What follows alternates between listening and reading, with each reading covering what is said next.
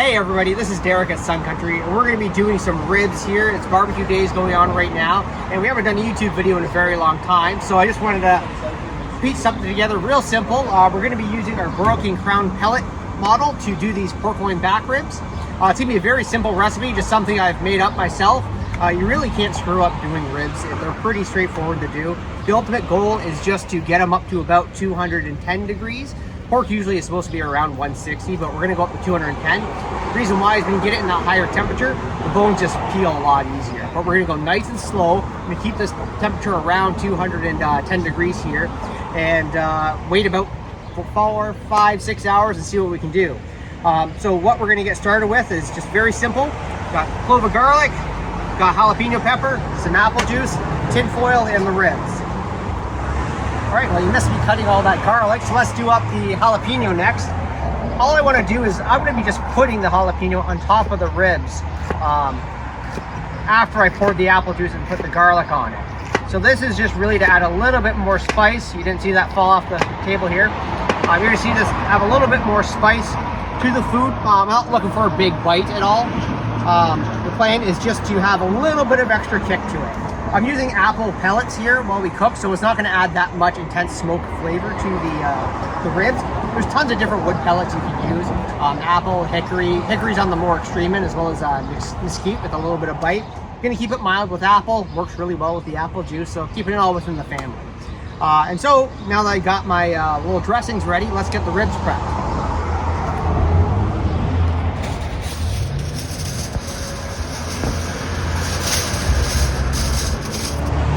Alrighty, so now we got our pork loin ribs here ready to go.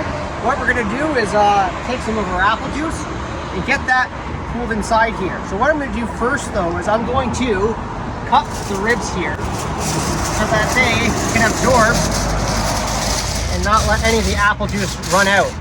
So more or less I'm making a little bowl for them to sit in with the aluminum foil. Now I'm sure some of you on the internet are already starting to say you can't put your apple juice on or wrap your ribs right now, but you know what? I'm gonna enjoy my ribs and you're not, so that's a thing.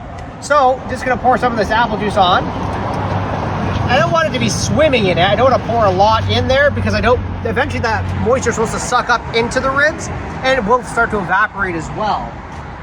Plus I get some apple juice to drink later.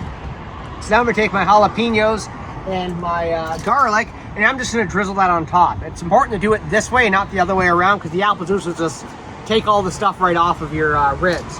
So I'm just going to sprinkle the garlic more or less into parts along the top and put some jalapenos along with it. This is like poor man's Salt Bay here. Chunks of garlic. All right, just take some jalapenos onto the top there.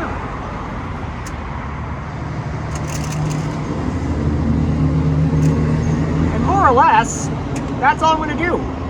That's all done. Get as much garlic as you can. Don't want to waste any of that stuff. And essentially now I've got my ribs ready. I'm just going to get them a little closed up here so that juice sits. And I'm not going to wrap them fully. I do want the smoke to get into it quite a bit. And I do want to have, I'm a big fan of checking on the food, not all the time, but you know, every couple hours to go take a look at it. So I do allow this little view window to see how everything goes. That's my preference. But yeah, now that we got this all ready, we just gotta wait for the pellet grill to get the temperature, and then we'll be good to go. Alrighty, so we got our Broil King pellet here up to temperature. So I'm about to put the ribs in. You see there's a nice, oh, you probably can't see it because of the sun, but there's a little bit of a light smoke here.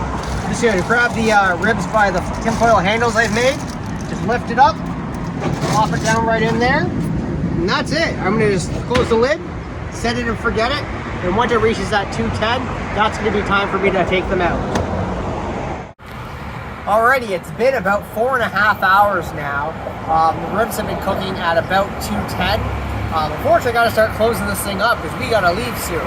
So the ribs themselves, the internal temperature has gotten just over 180. Which is pretty darn hot. Ribs themselves, like I said earlier, are about 160. We got them up to near the 200 level. They'll really just peel off the bone real simple. So I didn't get to exactly that spot yet, but let's see how it all turned out. So see that the jalapenos themselves are starting to wear away a little bit. We'll get that probe out of the way and grab these with our tongs.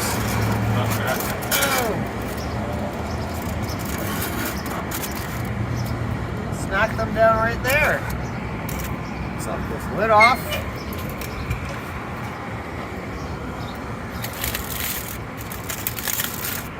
Those are some fancy ribs. Alrighty, now that we have them all out, let's just see how they pull away here. You know, they still peel pretty nicely here. This is pretty fantastic. But let's just, they're still pretty hot off the grill, so let's just cut them off a little bit. Yeah, these things just cut real easy. You see they got that really awesome smoke line inside there, that pink ring. That's not that it's undercooked, that's the smoke flavor we're looking for. So these ribs have been cooked pretty darn nicely. So we're inside now because it's a lot quieter here than it was on the road. So these ribs, they turned out great. They are just easily peeling, and like I said, the meat just really peels right off the bone there. So thank you very much for watching our video. We hope to do a few more of these in the future, and please like and subscribe to our channel.